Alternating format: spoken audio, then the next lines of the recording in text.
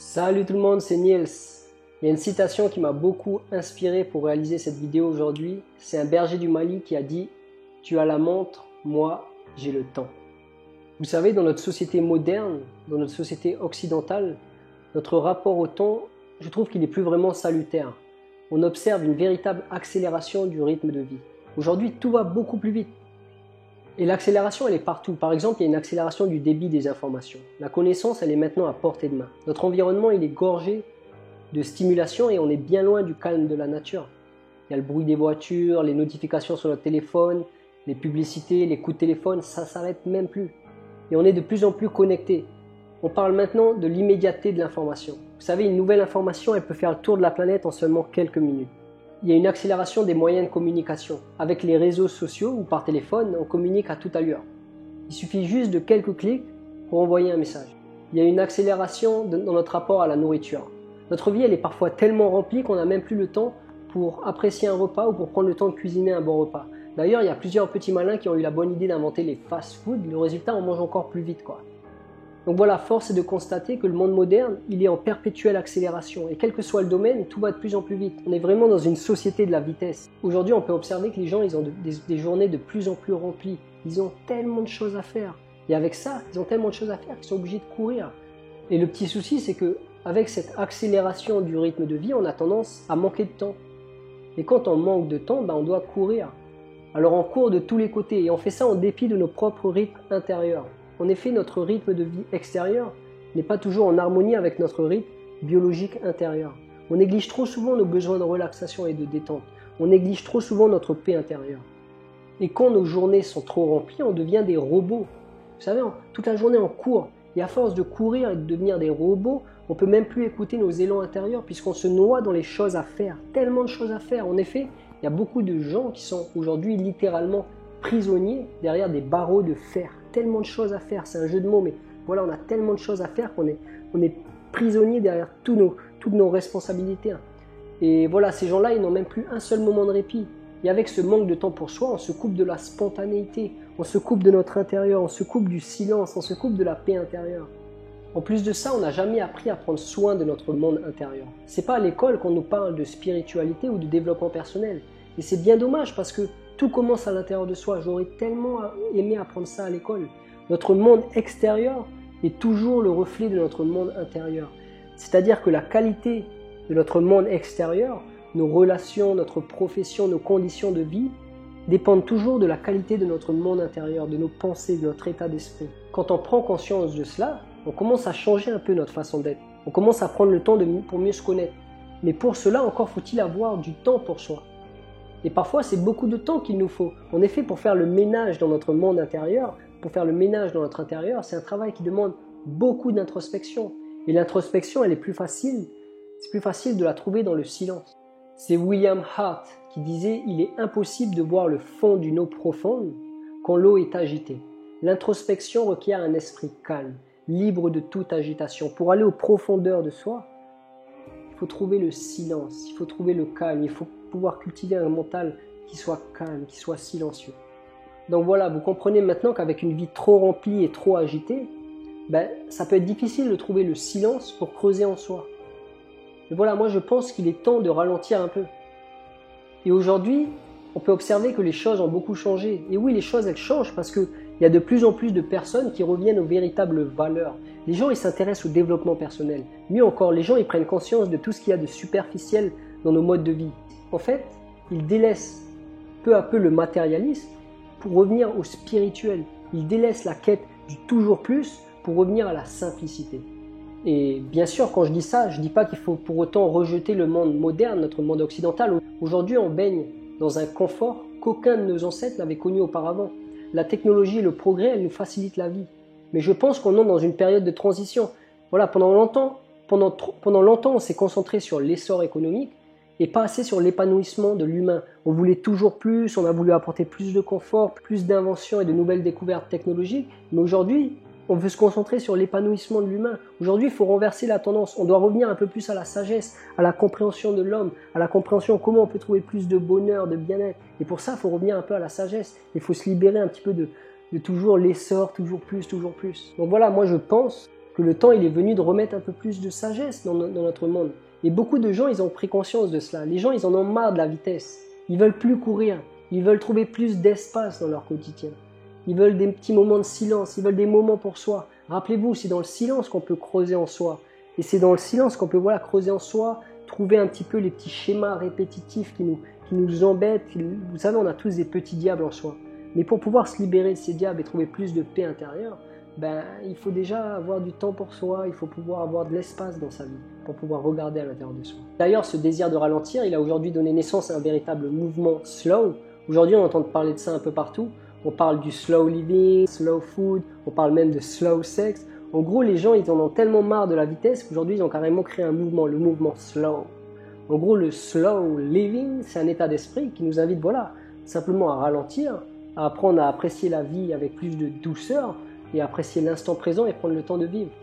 Donc voilà, si je tourne cette vidéo aujourd'hui, c'est parce que je pense que entreprendre ne devrait jamais être fait au détriment de notre propre bien-être. Voilà, après tout, ce qui compte vraiment, c'est d'être heureux. C'est la priorité, c'est l'essentiel. Le fait de poursuivre des projets ou des passions, c'est génial. Faire tout un tas de choses dans notre journée, avoir une journée remplie, ok, c'est bien. Mais au bout du compte, ces choses-là, elles sont secondaires. Et c'est pour ça, moi je pense, en tout cas selon mon expérience, je pense que le bonheur, il ne se trouve pas dans le faire, mais plutôt dans l'être. La qualité que l'on donne à notre monde intérieur, elle compte beaucoup plus que ce que l'on s'entête à créer dans notre monde extérieur. Ce que l'on s'entête à faire dans notre monde extérieur. Ce qui compte le plus, c'est qu'est-ce qui se passe à l'intérieur de soi. C'est comment est-ce que je cuisine mon intérieur. C'est ça qui compte le plus. Donc voilà, ce que je voudrais vous inviter à faire à travers cette vidéo, c'est de jamais oublier, de toujours mettre l'emphase sur l'être. C'est une question d'équilibre en fait. J'en parle beaucoup sur mon site internet Pensée Naturelle, en particulier dans la catégorie Productivité Zen du blog. Dans cette catégorie, je partage avec vous comment trouver plus d'équilibre. Comment trouver plus d'équilibre entre notre vie intérieure, ce qui se passe dans notre intérieur, et notre vie extérieure. Comment trouver plus d'équilibre entre notre spiritualité et notre vie de tous les jours. Comment trouver plus d'équilibre entre notre bien-être et nos responsabilités du quotidien. Donc voilà, pour trouver cet équilibre, vous l'avez compris, il faut ralentir un peu la cadence. Et je pense qu'il est temps de retrouver un nouveau rapport au temps, un rapport au temps qui soit plus sain. Les anciens Grecs, ils avaient 2 mots pour exprimer le temps. Le premier mot, c'était chronos. Le deuxième mot, c'était kéros. Chronos, ça représente l'horloge, ça représente le temps chronologique, linéaire, celui que l'on mesure et celui que l'on s'entête à utiliser efficacement. Kéros, il est différent, il est difficile de le traduire avec précision. Kéros, il se réfère au temps opportun et juste. En fait, chronos, le temps chronologique, il est quantitatif. Kéros, il est plus qualitatif. Kéros, ce dernier-là, il est vécu que lorsque l'on est pleinement dans le moment présent, que l'on existe dans la réalité de l'instant présent. C'est le temps de l'action, c'est le temps de la décision, c'est le temps de notre plus réel vécu. Si on y réfléchit bien, le moment présent, cet instant-là, c'est le seul moment où nos actions, où nos décisions, elles vont avoir un impact sur notre futur. C'est vraiment le moment le plus important. Et pensez-y un instant, chaque épisode de notre vie s'est toujours déroulé dans l'instant présent.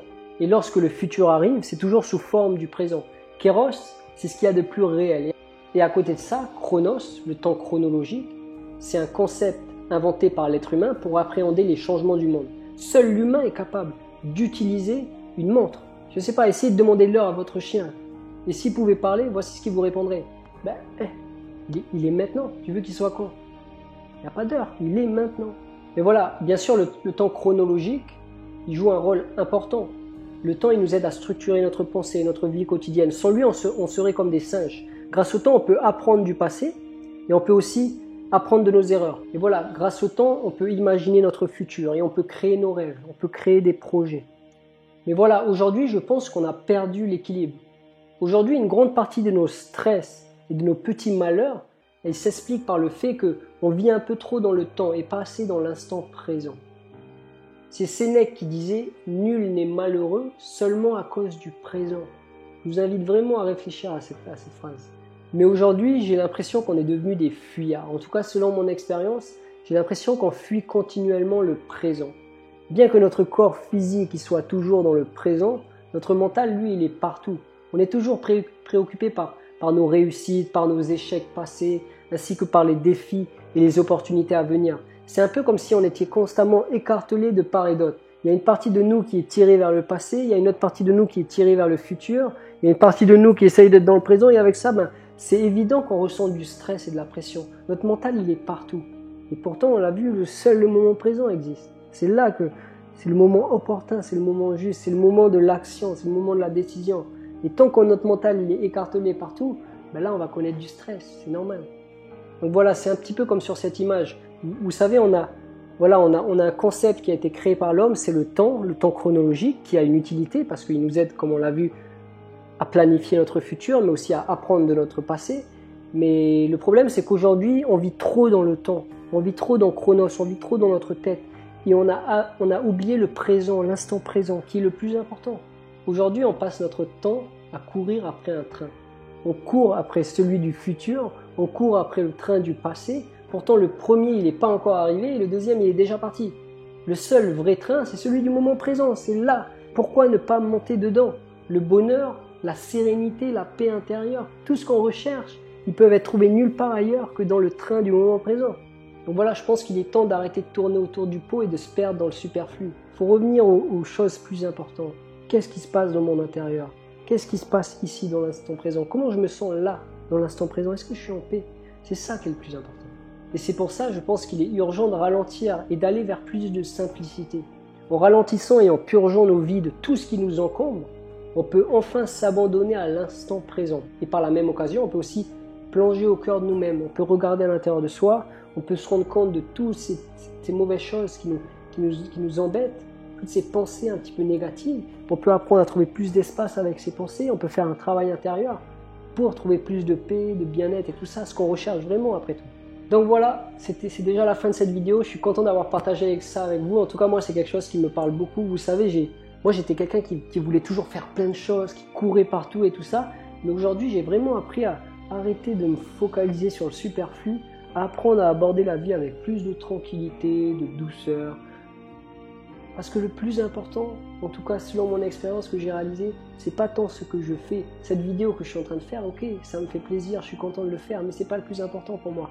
Le plus important, c'est qu'est-ce qui se passe dans mon intérieur? Est-ce que je suis en paix avec moi-même? Et c'est pour ça, moi, je mets plus d'importance sur l'instant présent. Et voilà, c'est la fin de cette vidéo. Donc voilà, en tout cas, si vous voulez aller plus loin avec moi, je vous invite à télécharger. J'ai écrit un petit guide sur le bien-être intérieur, comment trouver plus de paix à l'intérieur de soi, comment trouver plus de maîtrise intérieure. Je vous invite à le télécharger, il est dans la description juste en dessous, c'est un guide gratuit. Et aussi, voilà, il faut savoir que pour tourner une vidéo comme ça prend pas mal de temps. Moi, ça me fait plaisir de faire ça, de partager. Je sais que j'ai reçu beaucoup d'aide par des vidéos, par des livres que j'ai lus, de personnes qui ont partagé. Et si moi, je peux partager en retour, ça me fait plaisir. Mais prendre le temps de faire une vidéo comme ça prend beaucoup de temps. Alors si en retour, vous pouvez me laisser un petit commentaire pour me donner votre retour. Qu'est-ce que vous avez pensé de cette vidéo? Un retour d'expérience, ça me ferait plaisir de vous lire. Je vous invite aussi à me mettre un petit pouce vers le haut et à partager cette vidéo. Ça va permettre d'améliorer la visibilité de mes vidéos sur YouTube pour que d'autres personnes puissent tomber sur mes vidéos. Et voilà, sur ce, je vous souhaite une bonne journée. Je vous dis à la prochaine. Allez, à plus.